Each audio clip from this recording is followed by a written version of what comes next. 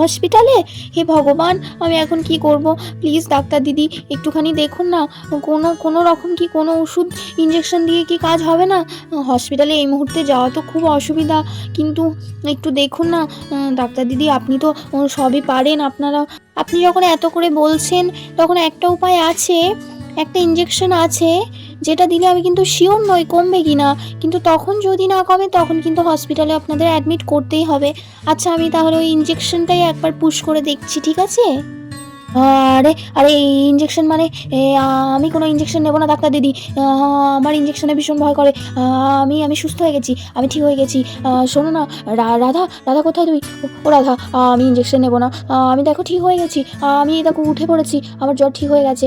আমি ইঞ্জেকশন নেবো না রাধা। সুস্থ হয়ে গেছো মানে? কিছু সুস্থ হয়নি, এইরকম বাচ্চাদের মতো করো না। চলো চলো চলো, একটাই উপায় আছে, চলো ইঞ্জেকশনটা নিয়ে নেবে চলো। না না না না না না রাধা, তুমি সরে যাও, আমি ইঞ্জেকশন নেবো না। আমি পালাবো।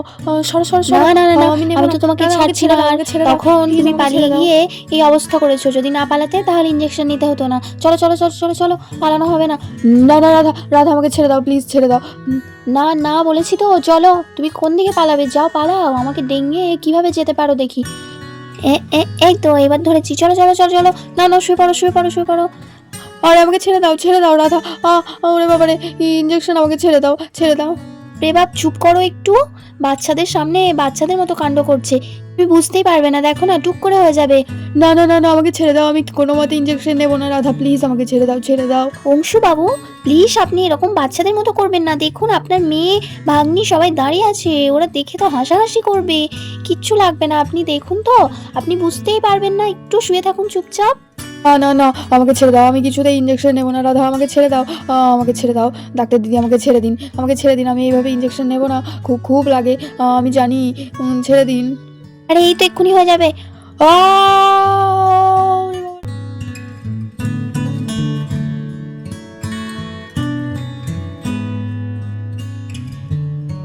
হ্যাঁ হ্যাঁ, সবাইকেই দিয়েছি। আচ্ছা সোনারা, সব খেতে শুরু করো, নয়তো ঠান্ডা হয়ে যাবে, তখন আর খেতে ভালো লাগবে না।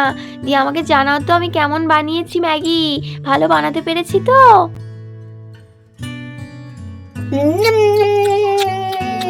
কি ভালো কি ভালো, খাই খাই।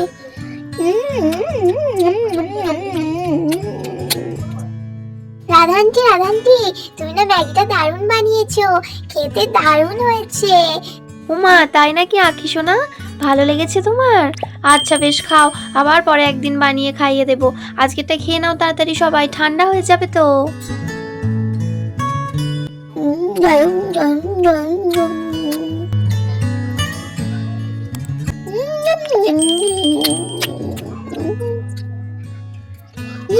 ম্যাগি খেয়ে দেখি মা কেমন বানিয়েছে।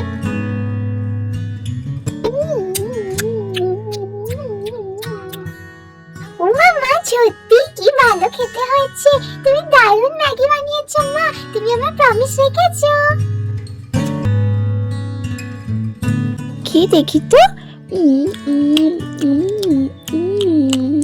বাহ, হ্যাঁ মামিমণি, বনু ঠিকই বলেছে, ম্যাগিটা দারুণ হয়েছে, আমি তো অনেক খাবো। কি মজা, তুমি এত ভালো ম্যাগি বানাতে পারো।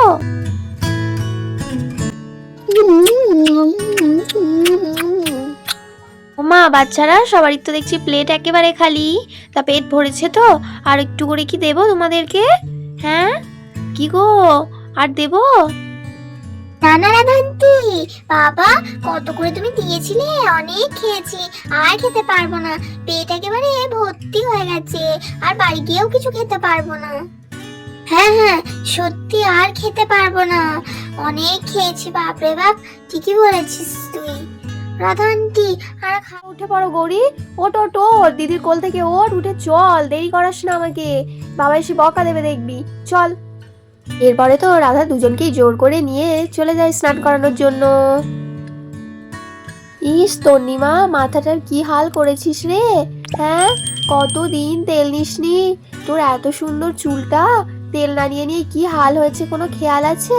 তার আজকে ভালো করে তেল দিয়ে দেবো। ধীরে তন্নি, ভালো করে তেল দেওয়া হচ্ছে তো মাথায়? তোর মায়ের মতো আবার দিতে পারছি তো? হ্যাঁ, আরাম লাগছে?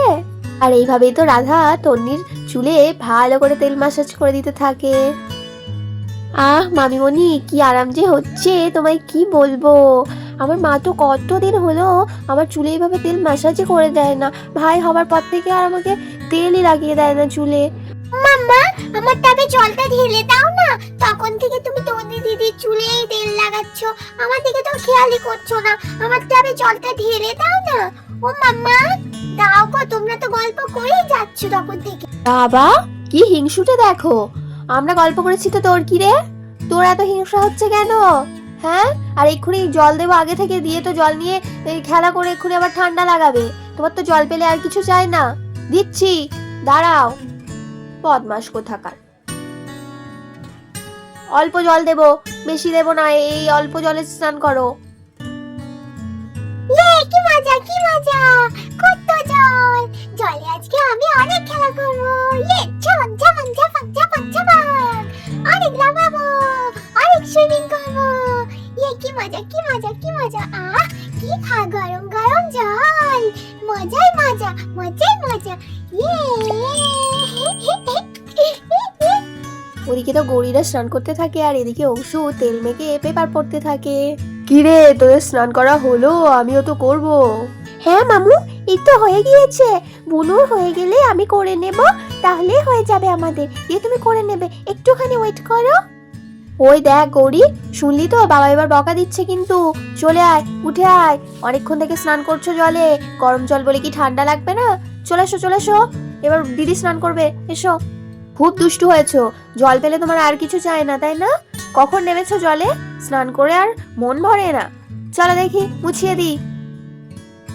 উফ, কি আরাম। বনু বোধহয় ওই জন্য এতক্ষণ ধরে চান করছিল, উঠছিল না।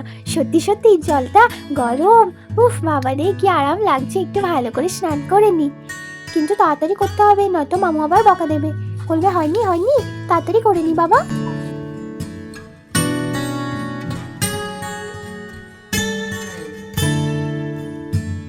তন্নি, হয়েছে? চলো এবার চলো।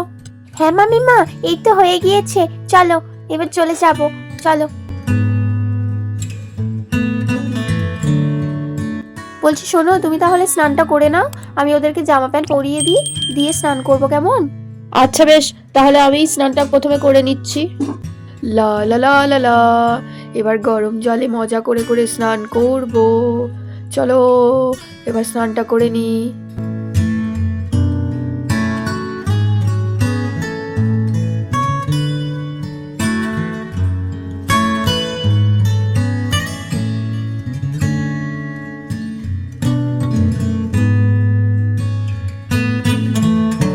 এবার মগে করে নয়, এবার বালতি শুদ্ধ ওই জলটা ঢেলে নি। তাহলে বন্ধুরা, ভিডিওটি এখানেই শেষ করলাম। যদি ভালো লাগে তাহলে ভিডিওটিতে একটি লাইক দিও, আর বন্ধুদের সাথে শেয়ার করতে ভুলে যেও না। আর নতুন ভিডিও দেখার জন্য আমাদের চ্যানেলটিকে সাবস্ক্রাইব করে রেখো। সবাই খুব ভালো থেকো, সুস্থ থেকো, অনেক ভালোবাসা নিও।